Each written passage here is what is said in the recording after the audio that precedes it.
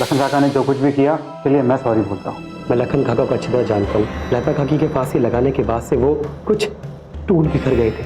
लता काकी की आत्महत्या के बारे में कुछ जानते हो? वैद्य जी को सब पता है। मैं लता काकी की आत्महत्या का कारण जानना चाहता हूँ। सच्चाई चाहे जितनी भी कड़वी होगी मैं चुपचाप पी लूंगा। तुम दोनों अगर इस सच्चाई को जानना चाहते हो तो मैं बताता हूँ। मैं सत्य के मार्ग पर हूँ और इसमें मेरी जान भी चली जाए तो परवाह नहीं। सुगंधा जी, जब तक हमारे अपने गांव के लोग शिक्षित नहीं होंगे तब तक विकास होना संभव नहीं। चाहे कितनी भी सरकारें बदल जाएं या कितने भी बदलाव आ जाए, हमारे देश की तरक्की जब ही होगी जब समाज में ये पुरानी रूढ़िवादी मान्यताएं बदल दी जाएंगी। देवीदत्त जी, एक बात बताऊं, हमारे देश के राष्ट्रपिता बापूजी की एक बात से मैं बहुत अच्छे से सहमत हूँ। उन्होंने एक बार कहा था कि हमें अंग्रेजों से आजादी तो मिल जाएगी, लेकिन अगर पूरी तरह से आजादी चाहिए तो एक सामाजिक आंदोलन चलाना पड़ेगा, जिससे हम इस समाज की कुरीतियों को जड़ से मिटा सकें, ऊंच नीच भेदभाव इन सब चीजों को मिटा सकें। लेकिन अफसोस कि उनके इस आंदोलन को कभी सर उठाने का मौका ही नहीं मिला। और मुझे लगता है कि आज भी एक ऐसे ही आंदोलन को चलाने की जरूरत है। मैं आपकी बात से पूरी तरीके से सहमत हूँ। हमें एक ऐसे ही आंदोलन की आवश्यकता है जिससे समाज में जो ये कुरीतियां हैं, ऊंच नीच और जात पात, सभी खत्म हो सके। पर ये आंदोलन किस स्वरूप में होगा और हम समाज से ये कुनीतियां कैसे खत्म कर पाएंगे? जितना मेरा मानना है, शिक्षा ही वो रास्ता है, वो हथियार है जिससे समाज में छिपे उन दानवों का हम वध कर सकते हैं। पर हमें शिक्षा को एक आंदोलन की तरह चलाना होगा। और जिस दिन देश के सभी व्यक्ति शिक्षित हो जाएंगे, ये सब कुनीतियां अपने आप ही खत्म हो जाएंगी।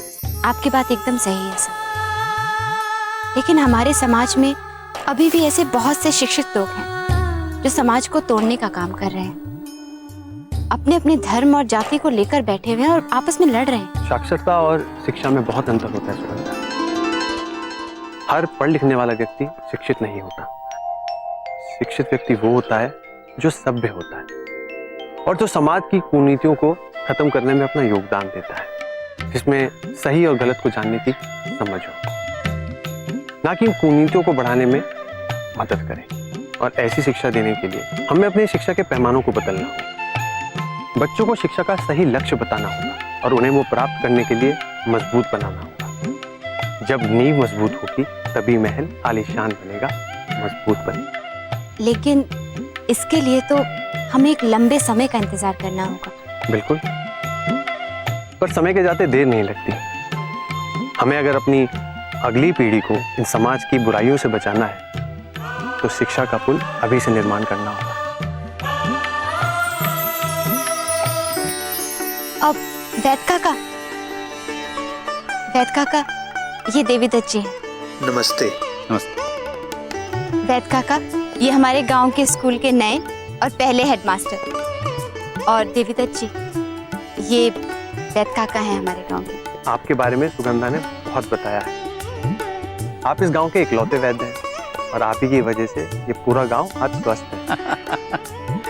अरे ये तो मेरी चेली है, ये तो मेरी तारीफ करेगी ही करेगी। अपने लोग तो सभी को अच्छे लगते हैं, लेकिन आप जैसे लोगों की जिम्मेदारी सबसे ज्यादा है। पर आपका भी योगदान कम थोड़ी है। आप सभी लोगों को स्वस्थ रखते हैं और इतने समय से ये काम करते आ रहे हैं, तो आपका समाज के लिए, देश के लिए बहुत योगदान है। बेटा, मैं तो इंसान के शरीर को स्वस्थ करता हूँ, लेकिन आप तो इंसान के मानसिकता को स्वस्थ करते हैं, जो बहुत जरूरी है। अच्छा सुगंधा, मास्टर जी का रहने के कोई बंदोबस्त हुआ कि नहीं? नहीं काका, आज ही आए हैं और अभी तक इस बारे में सोचा नहीं। वैद्य जी, क्या मुझे किराए पर कोई कमरा मिल सकता है? बेटा, ये गांव है, अभी भी यहाँ शहर जैसा कमरा किराए पर देने का कोई रिवाज नहीं है। आपके रहने खाने का बंदोबस्त करना हमारा दायित्व है। मेहमान तो 2-4 दिनों के लिए आते हैं और मैं तो यहाँ नौकरी करने के लिए आया हूँ। मैं जानता हूँ कि आप लोगों को मेरी मेहमान नवाजी करने में बुरा नहीं लगेगा, पर इतना लंबा समय रहकर आपसे मेहमान नवाजी कराते हुए मुझे बुरा लगेगा। कोई बात नहीं है मास्टर जी, अभी कुछ दिनों के लिए आप मेरे घर रुक जाइए, फिर हम आपके रहने के लिए कोई अच्छा बंदोबस्त कर देंगे। अभी आप मेरे साथ चलिए, क्यों सुगंधा?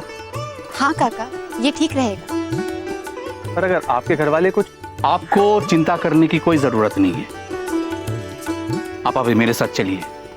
मुझे पता है कि आपके मन में हजारों प्रश्न हैं, लेकिन आप मेरे घर चलिए, उसके बाद वहां बैठ के आपके सारे प्रश्न का उत्तर देंगे।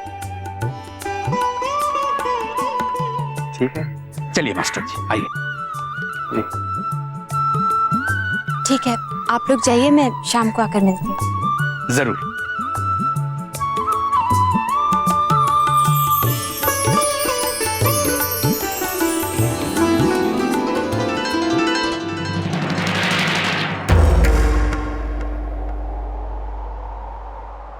अरे प्रधान जी, ये खेलना मुझे बिल्कुल पसंद है।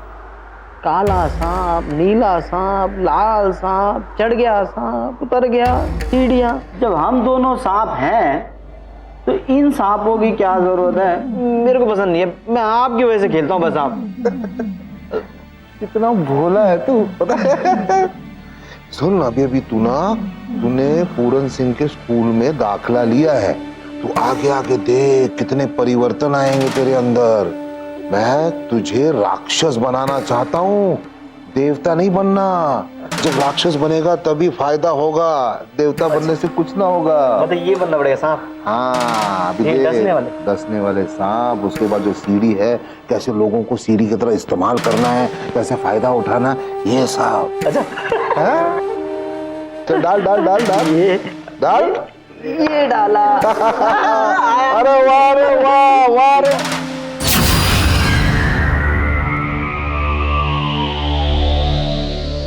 अरे वाह रे वाह, ऐसा लग रहा है किसी प्रधान से शादी नहीं हुई इनकी, किसी धोबी से शादी हुई है। खड़े खड़े मुँह क्या देख रही है? जा कुछ खाने के लिए लेकर आ, जल्दी ला, भूख लग रही है तेज। चल निकल यहां से, काम की ना काज की, दुश्मन अनाज की। इंसान शादी क्यों करता है? परेशानी होती है।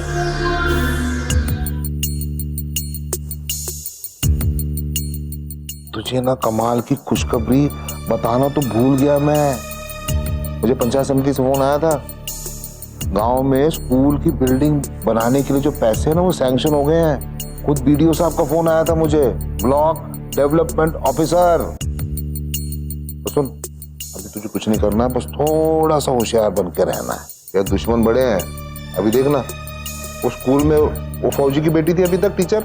हाँ। अभी वो नया टीचर आ गया, उसका नाम क्या है? वो देवीदत्त। देवीदत्त। अब वो किसके खेमे में चला गया? वैद के। अब सोच ना, अगर आतिक वैद के खेमे में चला जाता है तो इसमें हमारा तो नुकसान है ना। लोग तो हमारे साथ जुड़ने चाहिए। बात सही है ना? हाँ, ठीक कह रहे हैं आप। आपने देखा था ना, पंचायत भवन बनवाने के वक्त कितना विरोध किया था। धांधली कर रहे हैं, पूरे गांव वालों को हमारे खिलाफ भड़का दिया था। अब दिन भर सरकारी काम करेंगे तो पैसा कमाने का तो हक बनता है ना। प्रधान जी, उनका तो जड़ी बूटियां बेच बेच कर काम चल जाता है, हम कहाँ जाएं?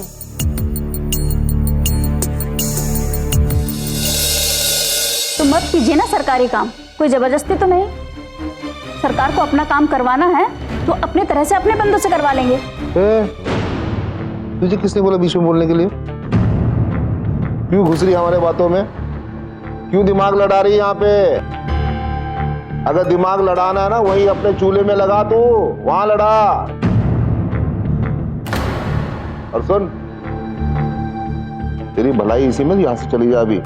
तो तेरा जो दिमाग जो लड़ा रही है ना, तेरे खोपड़ी को इतना मारेंगे, उसका भुर्ता बना देंगे। चल निकल यहां से।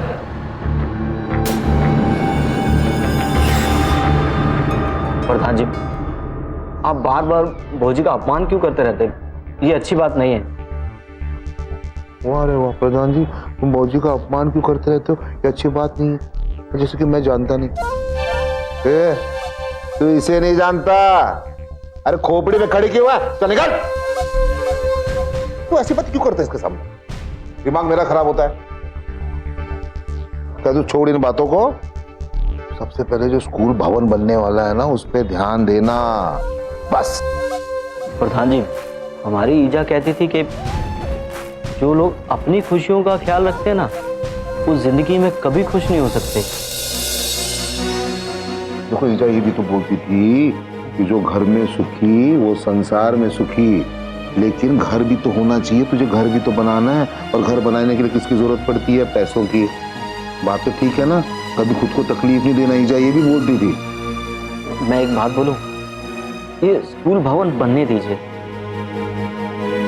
अब इसमें गांव के बच्चे पढ़ेंगे लिखेंगे, उनका भविष्य बदलेगा, और आपको पता है गांव की तरक्की भी होगी, फिर उससे हमारा मान सम्मान सब अच्छा होगा, हमारा गुमान सब बढ़ जाएगा। आप ऐसी बातें करेगा तो भावुक हो जाऊंगा मैं। कितने अच्छे विचार है तेरे, मान सम्मान अभिमान गुमान। कभी कभी लगता तू मेरा हनुमान है और मैं तेरा राम, राम की तरह पूज मुझे तू, समझा? बिरजू ठीक बोल रहा है, स्कूल भवन के निर्माण में जो पैसा आने वाला है उसमें धांधली मत कीजिए, हमारे गांव के बच्चों के भविष्य का सवाल है। गांव के बच्चों के भविष्य का सवाल है। मेरी बात सुन ले, मेरी पत्नी बन के रहना है ना तो आंख मुंह कान बंद करके रहना होगा, नहीं तो 2 मिनट लगेंगे यहाँ से बाहर निकालने में। 2 मिनट, समझी कि नहीं? दोष मेरे आंख कान और मुंह का नहीं है, दोष है आपकी नियत का। इनका कहने का मतलब है कि हमारी नियत कहीं कहीं खराब होती रहती है हमेशा। अरे हम ठहरे सीधे साधे आदमी, इसको कुछ ना कुछ तो करना पड़ेगा, इसकी बीमारी दूर करनी पड़ेगी। बोल, बीमारी दूर करूं तेरी? सच्चाई बीमारी नहीं, बीमारी का इलाज होती है। वाह इलाज, इलाज तो करना ही पड़ेगा, लेकिन उससे पहले क्या हो रहा है देखो, तेरा जो जूता है ना मैं काट रहा है मुझे, मैं क्या इलाज करूं इसका? भोजी आप जाइए ना यहाँ से।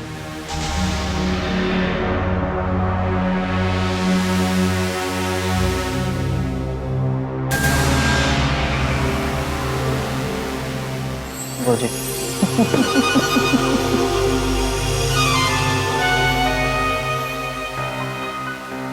अरे आप, अरे चुप करना, सुन, यहाँ से चलते हैं पंचायत, शाम को पूरा इंतजाम कर लिया है, बस अभी पूरा ध्यान इस सांप सीढ़ी पे देना, जो तुझे सिखाया है ना वैसा करना, और यहाँ से पंचायत चलेंगे।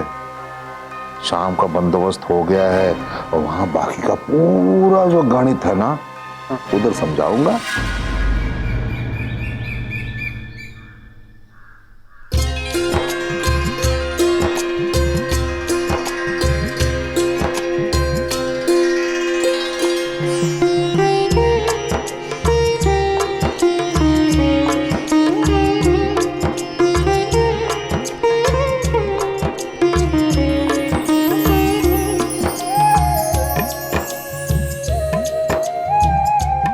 सरकार ने मुझे यहाँ बच्चों को पढ़ाने के लिए भेजा है, तो स्कूल भी जरूर बनेगा, आपका सपना जरूर पूरा होगा, और मैं कोशिश करूंगा कि यहाँ मैं एक ऐसा स्कूल बनाऊं जहाँ अमीर गरीब सभी घरों के बच्चे पढ़ सकें।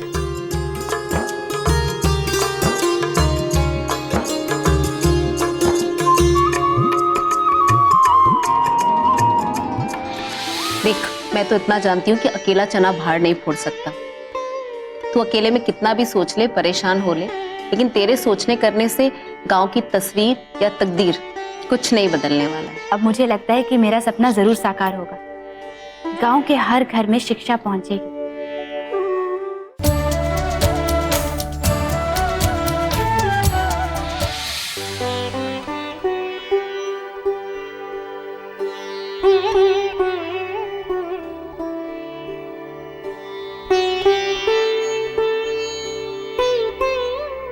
क्या सोच रही है चीली, इतनी बेखबर होकर? कुछ नहीं ईजा, वो बस स्कूल के बारे में सोच रही थी। ले चाय पी ले, नहीं तो ठंडी हो जाएगी। देख, मैं तो इतना जानती हूँ कि अकेला चना भार नहीं फोड़ सकता। तू अकेले में कितना भी सोच ले, परेशान हो ले, लेकिन तेरे सोचने करने से गांव की तस्वीर या तकदीर कुछ नहीं बदलने वाला। नहीं जा, अब मुझे लगता है कि मेरा सपना जरूर साकार होगा। गांव के हर घर में शिक्षा पहुंचेगी। आपको पता है, जो हमारे स्कूल के नए हेडमास्टर आए हैं, उनके विचार बहुत अच्छे हैं जा। पहले दिन स्कूल में आए, पहली कक्षा में उन्होंने बच्चों को पहली कविता गाकर जो सुनाई है, सारे बच्चों को वो अच्छे से रट गई। पर इसके पहले भी तो एक हेडमास्टर आया था ना, लालची कहीं का। बच्चों के किताब कॉपी के पैसे भी खा गया था वो, स्कूल भी नहीं बनवाया। रोज स्कूल बनवाने के बहाने से शहर जाता था।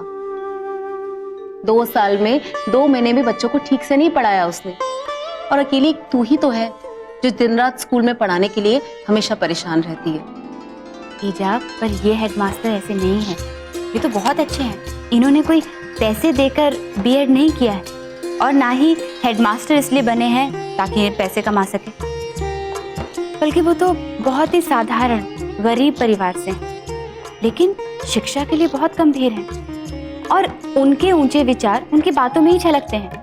ऐसे हेडमास्टर से तो मैं जरूर मिलना चाहूंगी। कहाँ ठहरे हैं वो गाँव में? उनके खाने पीने की कुछ व्यवस्था हुई?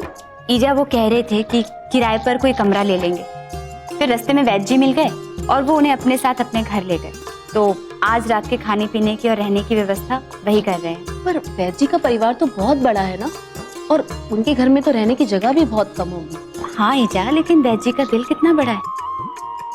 आपको पता है, वो उन्हें अपने मेहमान की तरह विनती करके अपने साथ लेकर गए। देख, मैं तो भगवान से यही प्रार्थना करूंगी कि देवीदत्त हमेशा के लिए इस गांव में रुक जाए, इस गांव में स्कूल बने और इस गांव की अशिक्षा हमेशा के लिए दूर हो जाए। लेकिन ये सब मुझे एक सपना जैसा लगता है। गांव में नाली बनने के भी पैसे आते हैं तो वो तक नहीं बचते, प्रधान उन्हें रास्ते में उड़ा ले जाता है। तो स्कूल कैसे बनेगा? बनेगा ईजा, जरूर बनेगा। देवीदत्त जैसे संकल्प शक्ति वाला इंसान ही हमारे इस गांव का उद्धार कर सकता है। ईजा, वो जितने ईमानदार हैं उतने ही दृढ़ शक्ति वाले भी हैं। देखिएगा, वो गांव के हर घर में शिक्षा जरूर पहुंचाएंगे। और जब यहाँ के लोगों को शिक्षा समझ में आएगी तो अपने अधिकार समझ में आएंगे और फिर उन अधिकारों को पाने के लिए वो उसके पीछे जरूर भागेंगे। और अगर एक बार लोग शिक्षा के प्रति जागरूक हो गए तो उन्हें अपने अधिकारों के बारे में पता चलेगा। फिर अपने अधिकारों को पाने के लिए सब लोग आगे बढ़ेंगे और फिर ये प्रधान जैसे नेताओं की लूट बंद हो जाएगी। हमारा गांव बच जाएगा, हमारा जंगल बच जाएगा ईजा इन लुटेरों से। हाँ, वो तो है। जिस तरह से लोग हमारे जंगल और पहाड़ को लूट रहे हैं ना, अगर लोग जल्द नहीं जागे तो सब कुछ खत्म हो जाएगा। भगवान करे तू सही कह रही हो और देवीदत्त वैसा ही हो जैसा तूने कहा है। ईजा, ये मेरी सोच नहीं है, देवीदत्त जी बिल्कुल ऐसे ही हैं। अगर आप उनसे एक बार मिलोगी तो समझ जाओगी कि जो मैं कह रही हूँ वो बिल्कुल सच है। पता है, वो अध्यापक कम लगते हैं और समाज सेवी ज्यादा लगते हैं। इतनी ऊंची ऊंची बातें करते हैं कि कई बार मैं उनकी बातें सुनकर सोचती रह जाती हूँ। और कुछ बातें तो ऐसी होती हैं जो मेरे सर के ऊपर से निकल जाती हैं। जिसकी बातें मेरी बेटी के सर के ऊपर से निकल जाए वो तो कोई ज्ञानी होगा। चल अब तू पढ़ाई कर ले, मैं खाना बनाती हूँ। जी।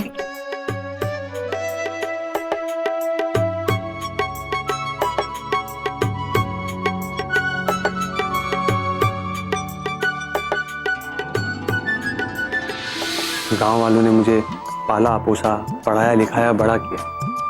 मैं तो कभी ऐसे सुख की कल्पना भी नहीं कर सकता जिसका दूसरे के जीवन पर प्रतिकूल असर। वाह बेटा, तुम्हारी जुबान में तो सरस्वती का वास लगता है।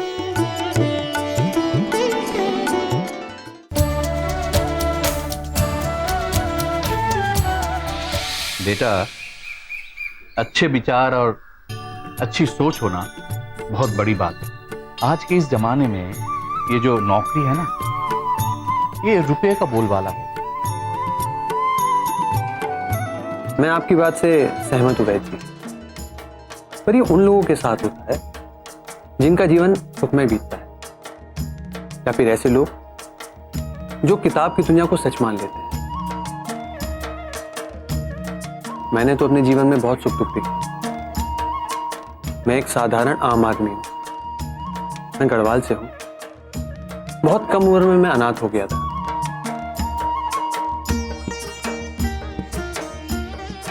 मेरे माता पिता चिपको आंदोलन में शहीद हो गए थे।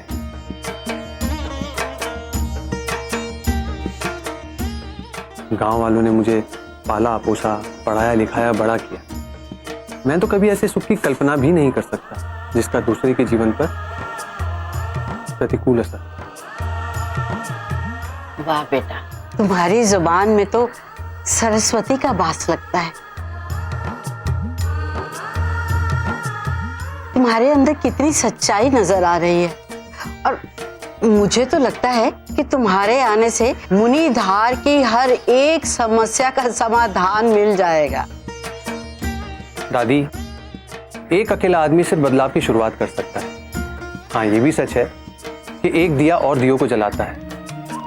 मैं भी यही कोशिश करूंगा कि यहाँ के लोगों में अच्छे विचारों का बीजारोपण कर सकूं, उन्हें शिक्षा का महत्व बता सकें, उनकी आंखों में सपने दे, ताकि वो अपने दुख भूलकर अपनी किस्मत को बदलने के लिए उठ खड़े। लेकिन ये काम इतना आसान नहीं है मास्टर जी, क्योंकि जो आदमी लोगों में बदलाव लाना चाहता है, लोग सबसे पहले उसी के दुश्मन बन जाते हैं। देखो पाटी, मैंने माना कि चुनौतियां बड़ी हैं, पर हम जिस समाज को बदलने की बात कर रहे हैं वो समाज हजारों सालों से एक ही ढर्रे पर चला आ रहा है। समाज को अगर उस ढर्रे को बदलना होगा या नए रास्ते को अपनाना होगा तो बहुत दिक्कतें हैं। और जिस दिन लोगों को ये समझ में आ गया कि उन्हें अगर प्रगतिशील बनना है तो ये सड़ी गली पुरानी रिवायतें छोड़नी होंगी, मेरा आधा लक्ष्य पूरा हो जाएगा। जैसे जैसे लोगों में जागरण होगा वो मेरे साथ कदम से कदम मिलाकर चलना भी शुरू करते हैं। जैसे जैसे समाज में शिक्षा बढ़ेगी, समाज की सारी बुराइयां अपने आप दूर हो जाएंगी। वाह बेटा वाह, क्या विचार है। तेरी बोली इतनी मीठी है कि तुझसे नफरत करने वाला भी तुझसे प्यार करने लगेगा। बेटा तू चिंता मत कर, हम सब तेरे साथ हैं। बच्चों को ऐसी शिक्षा दे कि वो तरक्की करें। बच्चे अगर तरक्की करेंगे तो लोग तरक्की करेंगे, लोग तरक्की करेंगे तो गांव तरक्की करेगा, और एक दिन इसी तरह से पूरा देश तरक्की के रास्ते पर चलेगा। जी वैद जी, मेरा यही ध्येय। अरे वैद जी, प्रणाम प्रणाम प्रणाम।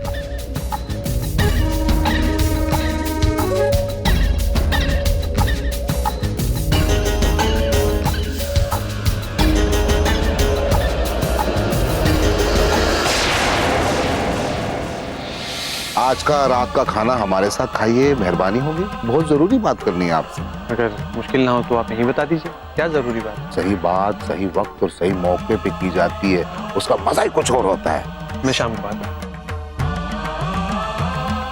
देवीदत्त जी, ये इंसान मुझे बिल्कुल पसंद नहीं। दो मुंह सांप की तरह, न जाने कब किस ओर से डस ले। इस तरह का सांप अगर कभी रास्ते में आ जाए तो रास्ता छोड़ देना चाहिए।